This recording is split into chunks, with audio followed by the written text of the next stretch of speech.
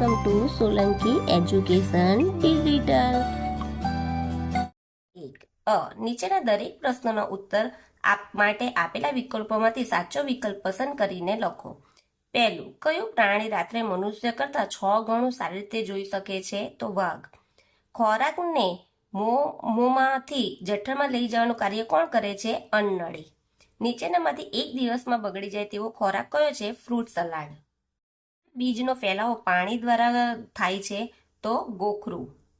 પાણીનો મુખ્ય સ્ત્રોત કયો છે? વરસાદ. નીચેના પૈકી કયો પદાર્થ પાણીમાં ઓગળતો નથી? ચોક. મચ્છરના બચ્ચાને શું કહેવામાં આવે છે? પોરા. પર્વતારોહણથી કયા ગુણોનો વિકાસ થાય છે? સાહસિક વૃત્તિ.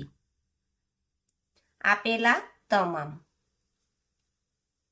ઉપરકોટનો કિલ્લો કયા શહેરમાં આવેલો છે? પર્વતારોહણથી કયા ગુણોનો વિકાસ થાય છે? આત્મવિશ્વાસ, નેતૃત્વ, સાહસિક વૃત્તિ. એટલે આપેલ તમામ. ઉપરકોટનો કિલ્લો કયા શહેરમાં આવેલો છે? બી. જૂનાગઢમાં. પૃથ્વી કોની આસપાસ ફરે છે? ડી. સૂર્ય. સાપનો ખોરાક કયો છે? એ. ઉંદર.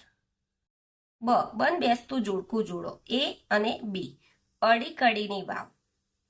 ગરુડ ખૂબ જ દૂરનું જોઈ શકે છે. ખોરાક વલોવે છે. પાંડુરોગ. લોહ તત્વની ઉણપ. નીચે આપેલા વૃક્ષોના બીજને શું કહેવાય તે લખો. લીમડો, તેના બીજને શું કહેવાય? લીંબોળી. આંબો તો ગોટલો. વડ ટેટા.